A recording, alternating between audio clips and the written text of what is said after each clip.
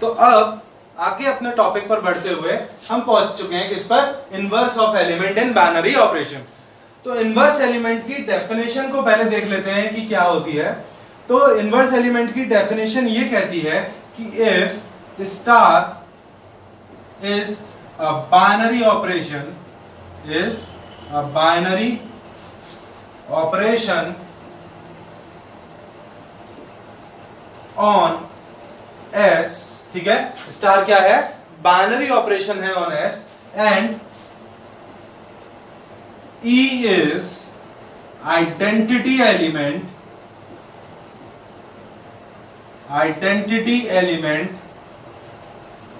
belongs to S, ठीक है। E हमारा आइडेंटिटी एलिमेंट है जो कि किससे बिलोंग करता है, S से। then if there exists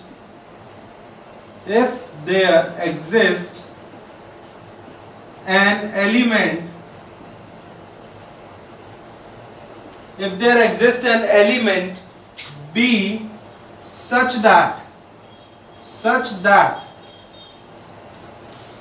A star B और A का binary operation with B gives us identity element, or we can say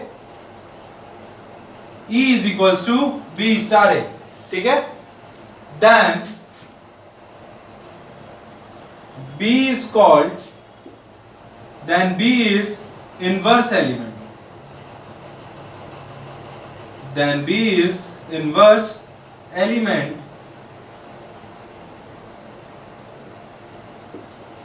B is inverse element on A or on S, ठीक है। B is inverse element on S। अब क्या कह रखा है, देखो डेफिनेशन में, अगर स्टार आपका एक बाइनरी ऑपरेशन है किस पर, सेट एस पर, ये आपका एक आइडेंटिटी एलिमेंट है उसी सेट में से, देन अगर कोई एक ऐसा एलिमेंट बी, ठीक है, एग्जिस्ट करता है सच दैट आपका ए स्टार बी किसके बराबर आ जाए, आइडेंटिटी के बराबर, equals to B star A, then B is inverse element on S. तो हम बी को क्या कहेंगे कि वो इनवर्स एलिमेंट है एस पर। अब जैसे इनवर्स एलिमेंट की अगर मैं बात करूं, फॉर एग्जांपल अगर मैं मल्टीप्लिकेशन के लिए बात करूं कि मेरा मल्टीप्लिकेशन एक बाइनरी ऑपरेशन है on natural numbers n into n to n,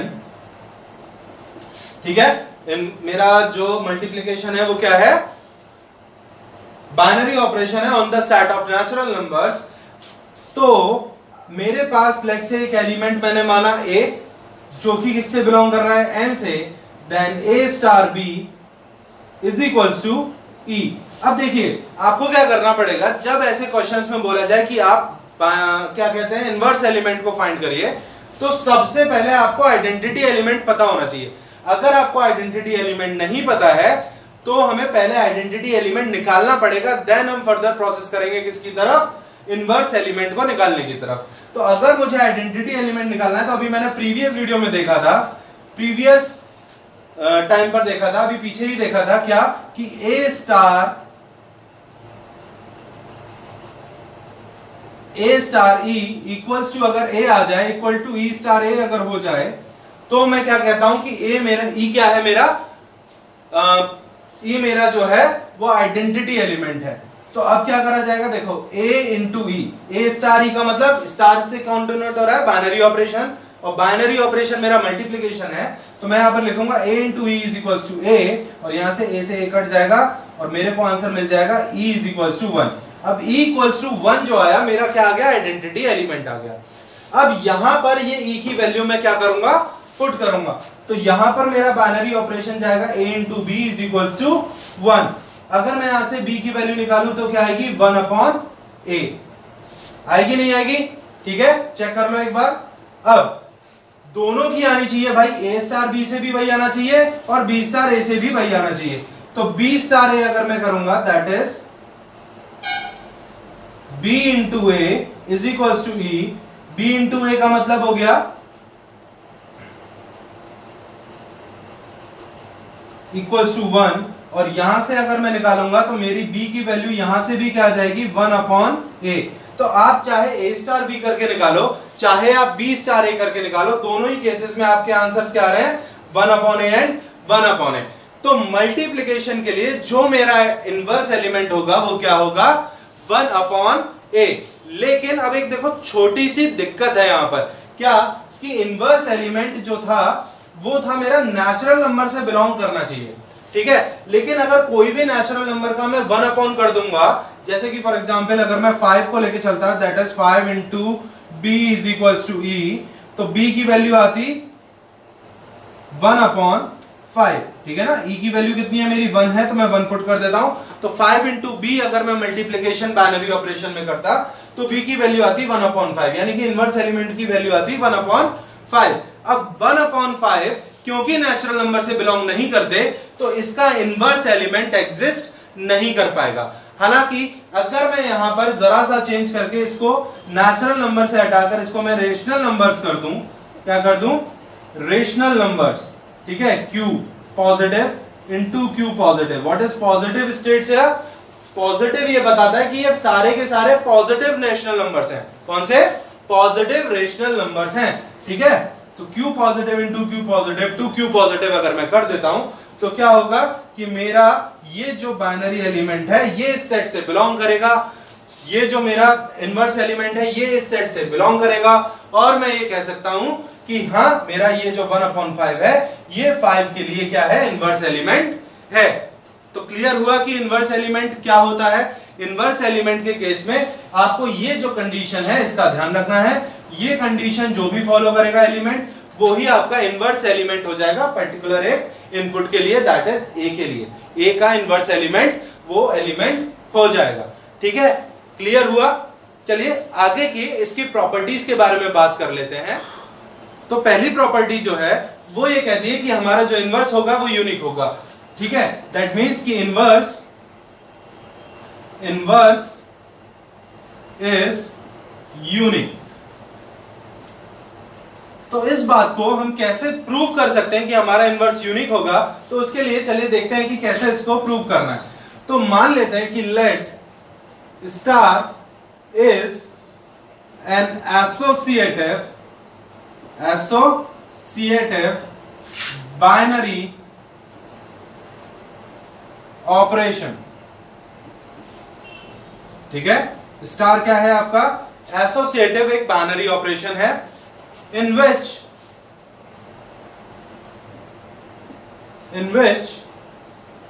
जो आपका E है वो आपका आइडेंटिटी एलिमेंट है, ठीक है, आइडेंटिटी एलिमेंट। अब हम क्या करेंगे, जैसे कि जब हमने प्रूव करना था कि हमारा आइडेंटिटी एलिमेंट एक यूनिक होता है, तो हमने दो आइडेंटिटी एलिमेंट्स माने थे और एंड में बता दिया था कि ये दोनों ही एलिमेंट्स आपस में बराबर होंगे, और हमारा प्रूव हो गया था कि क्योंकि ये दोनों एलिमेंट्स बराबर हैं दैट्स व्हाई जो आइडेंटिटी एलिमेंट है वो यूनिक होगा। सेम विद इनवर्स के साथ जाएगा। हमको क्या करना पड़ेगा, सबसे पहले हम मानेंगे कि let B and C are to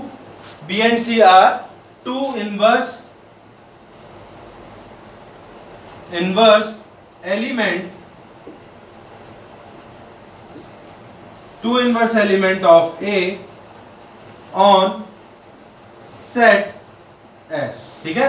late आपका जो B और C है ये आपके दो इनवर्स एलिमेंट है किसके, A के, जो कि सेट S से बिलोंग करते हैं। और इन शॉर्ट अगर मैं कहना चाहूं तो A, B, C belongs to S, ये आपके सेट से बिलोंग करते हैं। और आपका जो स्टार जो बाइनरी ऑपरेशन है ये भी आपका जो सेट S है उसी पर डिफाइन है, यानी कि जो स्टार है वो डिफाइंड है on S into S to S पर, ठीक है।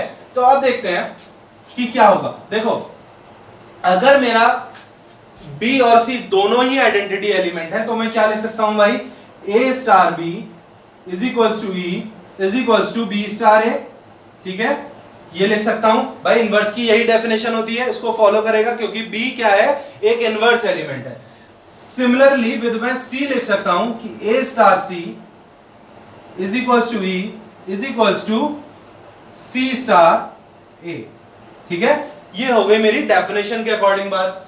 अब अगर मैं इसको ऐसे लिखूं, देखो B star A star C, ठीक है, तो मेरा आउटकम क्या होगा, देखो B star is E, then मेरे पास बचेगा ई स्टार सी, और ई स्टार सी किसी भी एलिमेंट का अगर मैं आइडेंटिटी एलिमेंट के साथ बाइनरी ऑपरेशन करता हूं तो आंसर में वो एलिमेंट खुद आ जाता है, दैट इज आंसर आ जाएगा सी।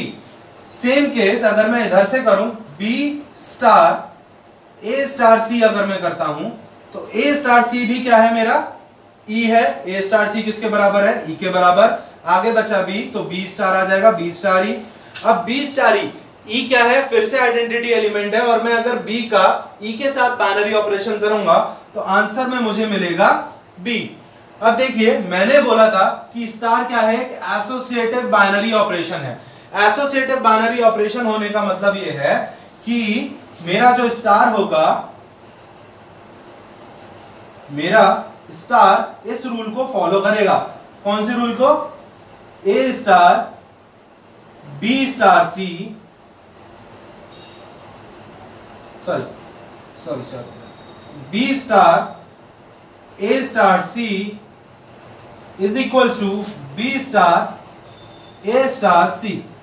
ठीक है, ये होगा क्योंकि मेरा जो स्टार है वो एक एसोसिएटिव बाइनरी ऑपरेशन है, तो मैं क्या कह सकता हूं कि स्टार जो होगा वो इस तरीके से डिफाइन होगा, ये दोनों ही आपस में बराबर होंगे। तो अगर ये इक्वेशन 1 है, ये इक्वेशन 2 है और ये इक्वेशन 3 है, तो from first second and third मैं कह सकता हूं कि सी जो होगा वो किसके बराबर होगा, बी के बराबर होगा।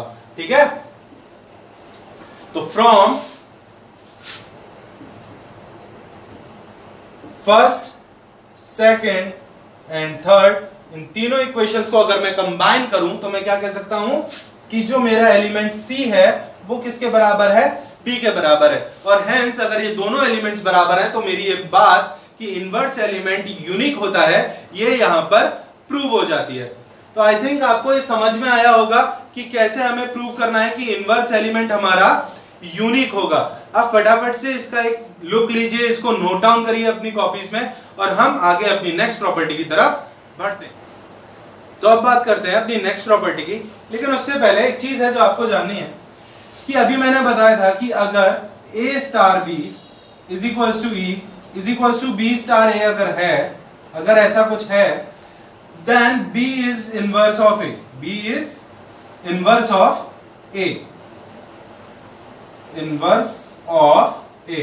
तो अब क्या होगा कि मैं इसको और कैसे लिख सकता हूं, इसको कैसे डिनोट करा जाता है, तो इसको डिनोट करा जाता है इस तरीके से, A inverse equals to B. ठीक है ना, ये हमारा कैसे रिप्रेजेंटेशन है किसका, इनवर्स एलिमेंट का। ठीक है ना, कैसे लिखा जाएगा, ये किसका इनवर्स है, ए का इनवर्स है, that's why it is written as A inverse equals to B. अब फर्दर बात करते हैं अगर नेक्स्ट प्रॉपर्टी की, तो नेक्स्ट प्रॉपर्टी इसकी कुछ नहीं, सिंपल सी एक बात कहती है कि अगर मैं ए इनवर्स का ही इनवर्स कर दूं, क्या कर दूं, ए इनवर्स का ही इनवर्स कर दूं, तो मुझे आंसर में क्या मिलेगा, ए मिल जाएगा। ठीक है, तो अब चलिए इस बात को देख लेते हैं। तो क्या है कि let a inverse is inverse of a का इनवर्स है हमारे पास। ठीक है, अब तो अगर ए का इनवर्स है, ए जो ए इनवर्स अगर ए का इनवर्स है तो मैं इसको कैसे लिख सकता हूं, a star A inverse is equals to E is equals to a inverse star a, ऐसे लिख सकता हूं। और इस बात को अगर मैं थोड़ा सा क्या कर दूं, उल्टा कर दूं, कैसे, मैं ये वाले टर्म को इधर ले जाऊं, ये वाले टर्म को मैं इधर ले जाऊं, ठीक है, और इस वाले टर्म को अगर मैं इधर ले आऊं तो देखो क्या होगा, यहां पर अब आ जाएगा ए स्टार ए इनवर्स की जगह हो जाएगा ए इनवर्स ए स्टार। तो A inverse star A is equals to E is equals to A star A inverse. अगर अब आप इसको ध्यान से देखें तो क्या मैं ये नहीं कह सकता कि a is the inverse of a inverse. A inverse का इनवर्स क्या है, ए है। भाई देखो, अगर ए इनवर्स मेरा एक एलिमेंट होता, लेट से बी, ठीक है, ए इनवर्स मेरा एक एलिमेंट होता बी, तो आप क्या बोलते कि b star A is equals to e है, is equals to A star b है, that means a is inverse of b. अब वही बात यहां पर मैं ए इनवर्स के लिए कह रहा हूं। क्योंकि a inverse star A is equals to A star A inverse है, that's why I can say that कि ए इनवर्स का जो इनवर्स होगा वो क्या होगा, ए होगा। ठीक है, तो ये हमारी नेक्स्ट प्रॉपर्टी थी इनवर्स एलिमेंट के ऊपर। यहां पर हमारा inverse of an element topic जो है वो खत्म होता है। बात करते हैं इसके एक छोटे से एग्जांपल के ऊपर, फटाफट से समझते हैं कि इसको हमें पेपर्स में कैसे निकालना है। ठीक है, तब तक आप इंपॉर्टेंट बात जो हो इसमें आप उसको क्या करें, नोट डाउन करें अपनी कॉपीज में, नोट्स बनाएं। ठीक है, तो अब देखते हैं कि एक एग्जांपल जिससे कि हमें प्रूव करना होगा कि इनवर्स ऑफ एन एलिमेंट क्या होता है और उसको कैसे निकालते हैं। तो देखो लेट मान लेते हैं कि हमारे पास लेट Q0 एक सेट है। ठीक है, और ये सेट किसका है, ऑल नॉन जीरो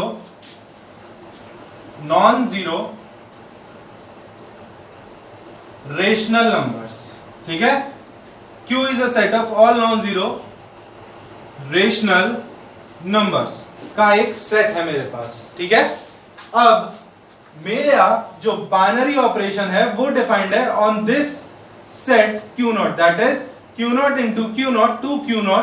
इस तरीके से मेरा जो बाइनरी ऑपरेशन है वो डिफाइंड है। और बाइनरी ऑपरेशन अगर मैं दो एलिमेंट्स के बीच में लगाता हूं, that is A star B, तो वो कैसे लग रहा है, AB बाय 4। ठीक है, इस तरीके से आपको दिया हुआ है। क्वेश्चन में आ सकता है कि prove that each and every element in Q is invertible। इसका क्या मतलब हुआ, क्वेश्चन कह रहा है कि प्रूव करो कि हर एक एलिमेंट इन Q0 जो सेट है उसका हर एक एलिमेंट क्या होगा, इन्वर्टेबल होगा, मतलब हर एक एलिमेंट का इनवर्स एग्जिस्ट करेगा। इस बात को हमें प्रूव करना है। अब देखो आपके पास जो क्वेश्चंस आते हैं उसमें कुछ हो सकता है पर्टिकुलर एलिमेंट ऐसे हो जिनके इनवर्स एग्जिस्ट नहीं करते और कुछ एलिमेंट ऐसे हो जिनके इनवर्स एग्जिस्ट कर रहे हैं। तो क्वेश्चन कुछ भी कह सकता है, या तो वो ये पूछ सकता है कि इनमें से किस किस एलिमेंट के इनवर्स एग्जिस्ट नहीं कर रहे हैं, या फिर ये वो पूछ सकता है कि इनमें से कौन से ऐसे एलिमेंट्स हैं जिनके इनवर्स एग्जिस्ट कर रहे हैं, या फिर वो इस तरीके से भी कह सकता है कि prove that each and every element is invertible, या फिर वो ऐसे भी पर्टिकुलर एलिमेंट को डिनोट करके कह सकता है कि आप इसका इनवर्स निकालिए या फिर चेक करिए कि क्या इस एलिमेंट का इनवर्स एग्जिस्ट कर रहा है या नहीं। तो कोई भी क्वेश्चन वो बना ले, प्रोसीजर सेम ही रहेगा, आपको इसी तरीके से फॉलो करना है। हालांकि अगर वो किसी पर्टिकुलर एलिमेंट की बात करेगा तो हम पर्टिकुलर एलिमेंट को लेके चलेंगे, अगर वो एक सेट की बात कर रहा है तो हम यहां पर एक पूरे सेट को लेते हुए चलेंगे। तो देखो क्या करना है, सबसे पहले अगर मेरे को इसका सॉल्यूशन करना है तो मुझे पता है कि मेरे को आइडेंटिटी एलिमेंट पता होना चाहिए।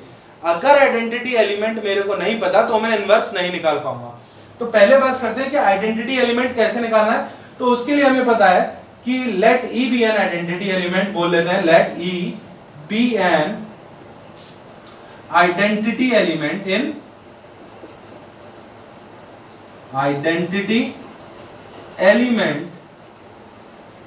इन Q0। Q0 में क्या है, E एक आइडेंटिटी एलिमेंट है। तो अगर E एक आइडेंटिटी एलिमेंट है तो क्या होगा, A star E is equals to A is equals to E star A। फटाफट से कर लेते हैं। A स्टार E का मतलब A स्टार B अगर AB अपॉन 4 है तो A स्टार E का मतलब हो जाएगा AE upon 4 is equals to A। और सेकंड अगर इस इक्वेशन को लिखें तो A is equals to EA upon 4। अब क्या होगा, देखो A से A गया, यहां से E की वैल्यू आ गई 4 और यहां पर A से A गया और यहां भी E की वैल्यू क्या आ जाएगी 4। दोनों जगह से क्या आ रही है, E की वैल्यू 4। दैट्स व्हाई हम क्या कहेंगे कि 4 जो है, ठीक है, 4 जो है वो आपका आइडेंटिटी एलिमेंट है इन दिस सेट Q0। ठीक है, Q0 में जो 4 है वो आपका क्या है, आइडेंटिटी एलिमेंट है। अब आपको आइडेंटिटी एलिमेंट मिल चुका है, अब बात कर लेते हैं किसकी, इनवर्स की।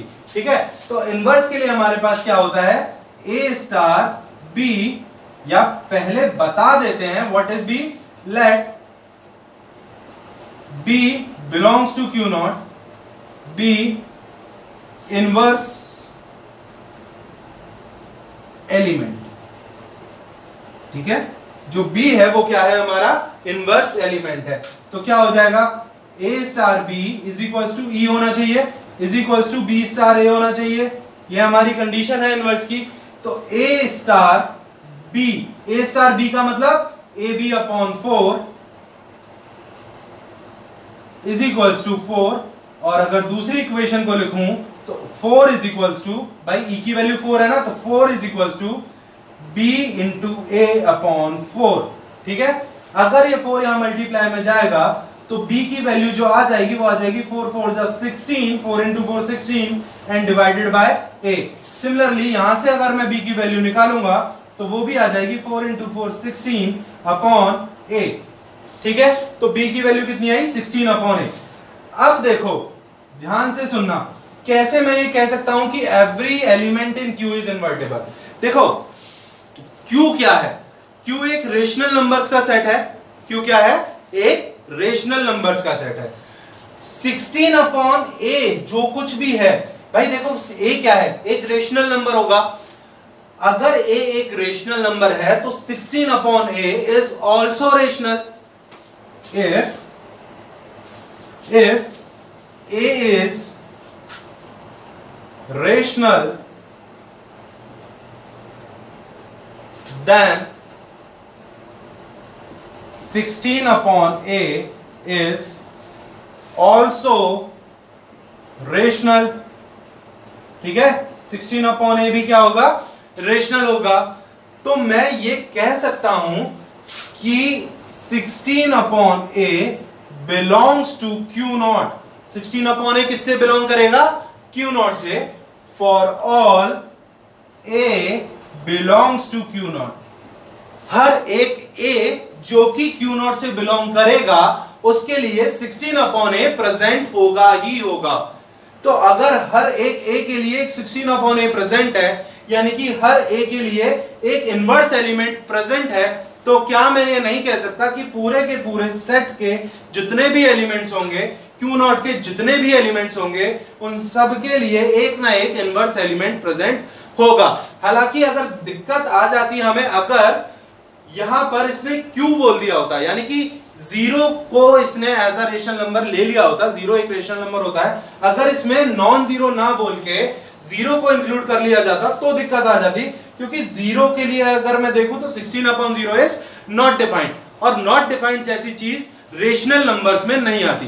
तो जीरो के केस में हमारे पास जीरो के लिए इनवर्स एलिमेंट नहीं मिलता हमें। ठीक है, तो वहां पर क्वेश्चन ये पुटअप कर जा सकता है कि अगर आपके पास नॉन जीरो की जगह सिर्फ रेशनल नंबर्स का सेट है तो find an element for which inverse do not exist. एक ऐसा एलिमेंट बताइए जिसमें कि आपका इनवर्स जो है वो एग्जिस्ट ना करे। तो आई होप अब आपके क्वेश्चंस क्लियर हो रहे होंगे, आपको लिखना समझ में आ रहा होगा कि मेरे को कैसे रिप्रेजेंट करना है।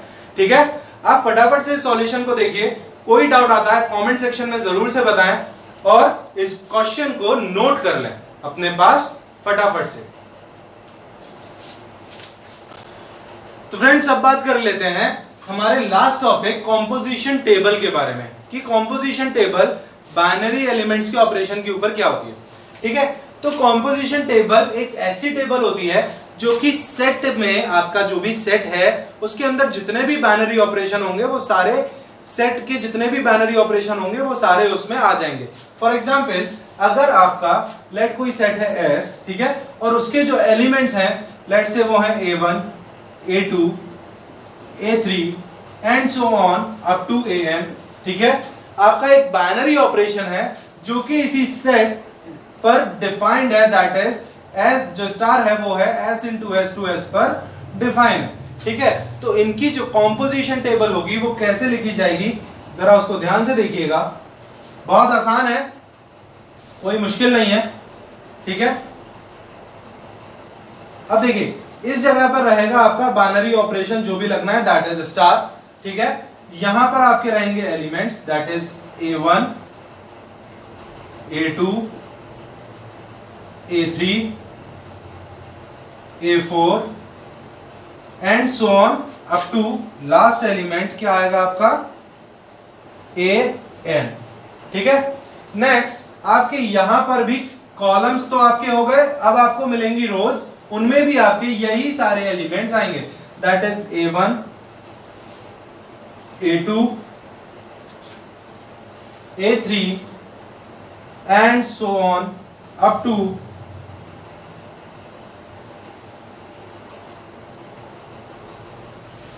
AN। ठीक है, अब देखो क्या होगा, जब स्टार मैं A1 और A1 का करूंगा तो यहां पर जो एलिमेंट आएगा वो A1 स्टार A1 का आंसर आएगा। ठीक है, ऐसे ही सिमिलरली मैं आगे बढ़ूंगा तो ये हो जाएगा A1 स्टार A2, फिर ये A1 star A3, A1 star A4 and so on up to A1 star AN। ऐसे ही मैं आगे जब बढ़ूंगा तो A2 का A1 के साथ that is A2 star A1, A2 star A2, A2 star A3, A2 star A4 and so on up to A2 star AN। और इसी तरीके से जैसे हम 3 में जाएंगे तो 3 में भी सिमिलर पैटर्न, एंड जब मैं N पर आऊंगा तो AN star A1, AN star A2, AN star A3 and so on up to AN star AN। ये आपका लास्ट एलिमेंट होगा। ठीक है, तो ये आपकी क्या होती है, कॉम्पोजिशन टेबल होती है। इसमें जितने भी आपके पॉसिबल बाइनरी ऑपरेशंस होंगे एक पर्टिकुलर सेट के, वो सारे ऑपरेशन इस कॉम्पोजिशन टेबल में आ जाते हैं। ठीक है, अब एक एग्जांपल लेते हैं और इस एग्जांपल के थ्रू समझते हैं कि हमें कॉम्पोजिशन टेबल बनानी कैसे है। तो अब बात करते हैं इसके एक एग्जांपल की कॉम्पोजिशन टेबल के। तो लेट ये जो साइन है आपका बी, या फिर ऐसे रन के ऐसे कर लेंगे, लेट दिस बी एन इन्फिनियम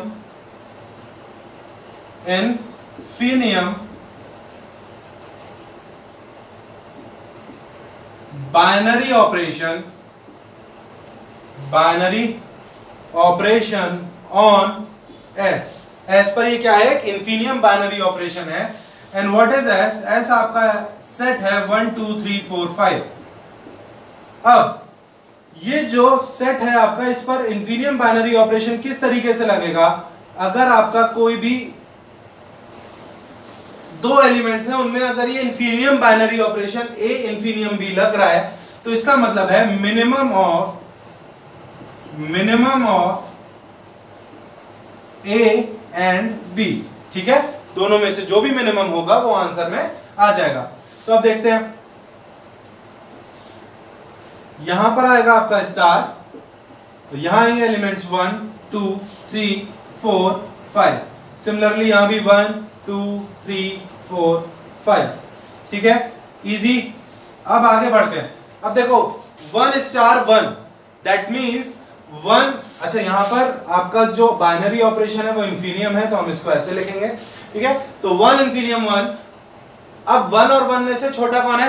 1 ही है, 1 से छोटा कोई नहीं है, दोनों बराबर हैं, तो हम यहां पर क्या लिख देंगे, 1 ही लिख देंगे। ठीक है, बात करते हैं अगले की 1 इन्फिनियम 2। तो 1 इन्फिनियम 2 में क्या आएगा, 1 आ जाएगा, क्योंकि 2 से छोटा कौन है, 1 है, तो यहां पर आ जाएगा 1। सिमिलरली 3 के साथ 1 इन्फिनियम 3, दैट इज 1, तो 1 और 3 के बीच में छोटा कौन है? सिमिलरली 1 और 4 के बीच में छोटा कौन है? सिमिलरली 1 और 5 के बीच में छोटा कौन है? ऐसे ही 2 के साथ देख लेते हैं, 2 और 1 के बीच में छोटा कौन है? 2 और 2 के बीच में छोटा, तो 2 ही आ जाएगा। ठीक है, 2 और 3 के बीच में छोटा तो 2, 2 और 4 के बीच में छोटा तो 2, 2 और 5 के बीच में छोटा तो अगेन 2। सिमिलरली विद 3 और 1 के बीच में छोटा 1, 3 और 2 के बीच में छोटा 2, 3 और 3 के बीच में छोटा तो 3 ही आ जाएगा।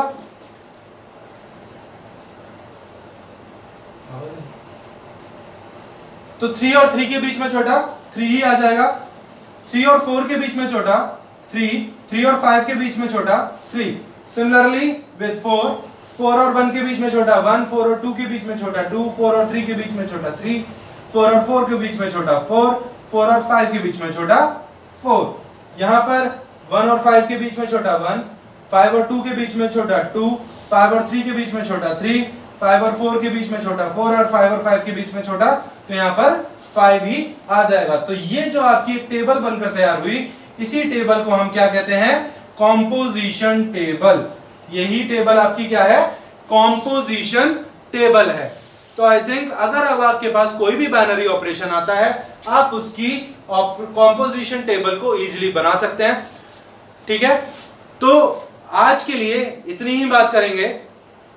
आई होप आपको हमारा आज का लेक्चर समझ में आया होगा। आपको जितने भी टॉपिक्स आज मैंने बताए वो सारे टॉपिक्स क्लियर हुए होंगे। फर्दर नेक्स्ट आज हमारा जो नेक्स्ट चैप्टर, ये वाला जो चैप्टर है चैप्टर 1, ये आज कंप्लीट होता है। ठीक है, आगे हम नेक्स्ट चैप्टर की बात करेंगे और तब तक आप इस चैप्टर के जितने भी वीडियोस हैं उन सबको देखिए, चैप्टर 1 को अच्छे से समझिए। ठीक है, और जो भी आपके डाउट्स आते हैं वो हमें कमेंट सेक्शन में जरूर से बताएं। ठीक है, अब जो भी आपके डाउट्स हैं हम उन तक पहुंचेंगे, हम उनको क्लियर करेंगे। हमारे चैनल को सब्सक्राइब करें, जितनी भी हमारी वीडियोस आपको अच्छी लगे, जो आपको इंफॉर्मेटिव लगे, उन सभी वीडियोस को शेयर करें।